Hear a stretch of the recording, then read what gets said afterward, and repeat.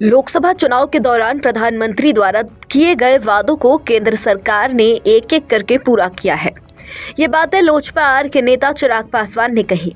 ये बातें उन्होंने तब कही जब मीडिया ने उनसे प्रधानमंत्री के बिहार दौरे को लेकर सवाल किया। दरअसल बिहार विधानसभा चुनाव को लेकर पीएम मोदी का बिहार आना जाना लगा हुआ है। चिराग पासवान ने कहा कि उनका यहाँ आना बिहार के प्रति उनके समर्पण को दर्शाता है। उन्होंने कहा कि प्रधानमंत्री नरेंद्र मोदी के नेतृत्व में बिहार विश्व स्तरीय एयरपोर्ट का निर्माण हुआ है, जो राज्य के विकास की दिशा में एक महत्वपूर्ण कदम है।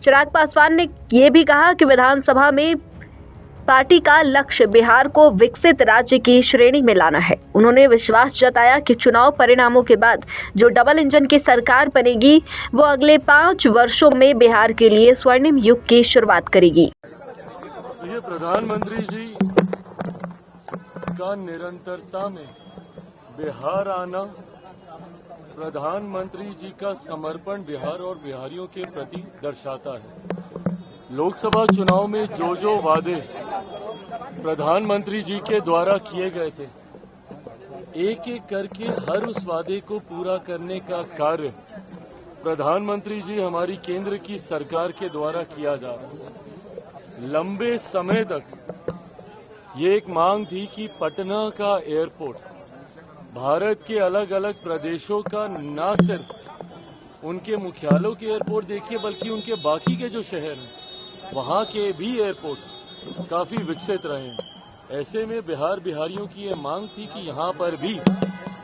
वर्ल्ड क्लास का एयरपोर्ट होना चाहिए, जिसका निर्माण मौजूदा प्रधानमंत्री आदरणीय नरेंद्र मोदी जी के नेतृत्व में हुआ है। न सिर्फ इसका उद्घाटन, बल्कि परसों विक्रमगंज में एक विशाल जनसभा को भी आदरणीय प्रधानमंत्री जी संबोधित करेंगे। और जैसा मैंने कहा कि जो वादे प्रधानमंत्री जी और हम लोगों ने लोकसभा में किए थे, विधानसभा चुनाव आते आते तक हर उस वादे को पूरा करने का कार्य हमारी केंद्र की सरकार के द्वारा किया जाएगा।